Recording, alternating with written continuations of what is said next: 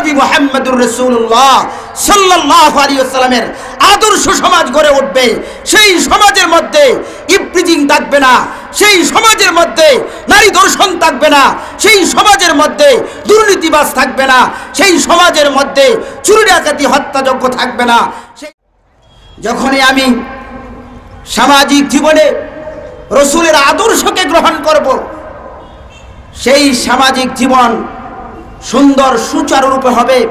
রাসূলের আদর্শ মতো যখন সমাজকে পরিচালনা করা হবে, আর সেই সমাজের পরিচালনার দায়িত্ব হবে যেই সমাজকে যারা নেতৃত্ব প্রদান করেন, সমাজের মুরব্বীরা যারা সমাজকে পরিচালনা করেন, তারা যেই সমাজের মধ্যে হত্যা, দুর্নীতি, চুরি ডাকাতি হবে, যখন তাদেরকে বিচার করা হবে ইসলামী শরিয়া মোতাবেক, যখন সেই সমাজের চোরগুলিকে শাস্তি প্রদান করা হবে, ডাকাতদেরকে শাস্তি প্রদান করা হবে, দুর্নীতি থেকে বিরত রাখা হবে, তখন সেই সমাজ মহানবী মুহাম্মদুর রাসূলুল্লাহ সাল্লাল্লাহু আলাইহি ওয়াসাল্লামের আদর্শ সমাজ গড়ে উঠবে।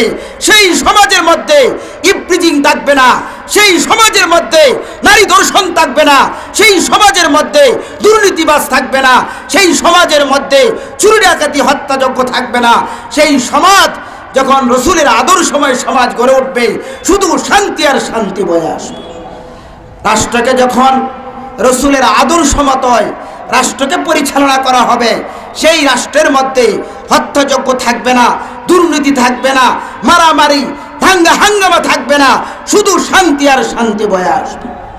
তার বাস্তব দৃষ্টান্ত মহানবী মুহাম্মদুর রাসূলুল্লাহ সাল্লাল্লাহু আলাইহি ওয়াসাল্লাম যেইভাবে রাষ্ট্রকে পরিচালনা করেছিলেন, তার উজ্জ্বল দৃষ্টান্ত হযরত ওমর ইবনে আব্দুল আজিজ রাহমাতুল্লাহি আলাইহি। মহানবী মুহাম্মদুর রাসূলুল্লাহ সাল্লাল্লাহু আলাইহি ওয়াসাল্লাম যেইভাবে রাষ্ট্রকে পরিচালনা করেছিলেন, তার উজ্জ্বল দৃষ্টান্ত রেখে দিয়েছেন কিয়ামত পর্যন্ত। সেই দৃষ্টান্ত মানুষের মাঝে বয়ে থাকবে হযরত ওমর ইবনে আব্দুল আজিজ রাহমাতুল্লাহি আলাইহির শাসনাম।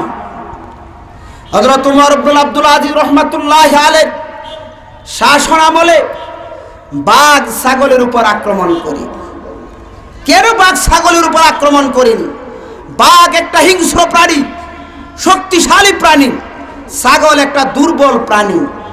তার উপর আক্রমণ করা তার জন্য একেবারে সহজ, কিন্তু সুশাসন প্রতিষ্ঠা করার কারণে ন্যায়পরায়ণ বাদশাহ দেশের মধ্যে সুশাসন প্রতিষ্ঠা করেছেন।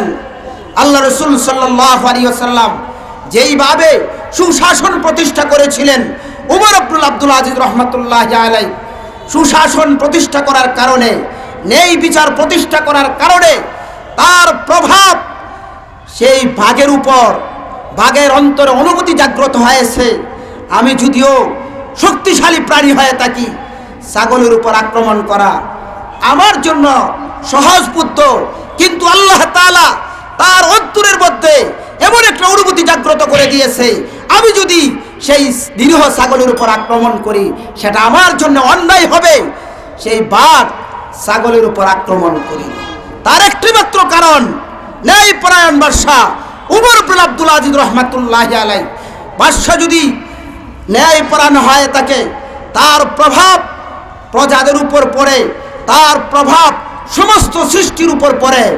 ওমর ইবনে আব্দুল আজিজ রাহমাতুল্লাহি আলাইহি ন্যায় বিচারক ছিলেন, সুশাসন প্রতিষ্ঠা করেছিলেন, তার প্রভাব হিংস্র প্রাণীর উপর পড়েছে।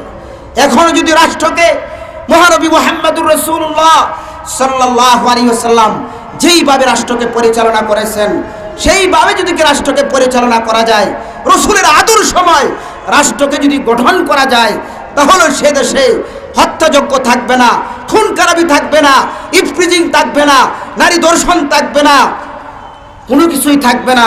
দেশের মধ্যে শুধু শান্তি আর শান্তি বয়ে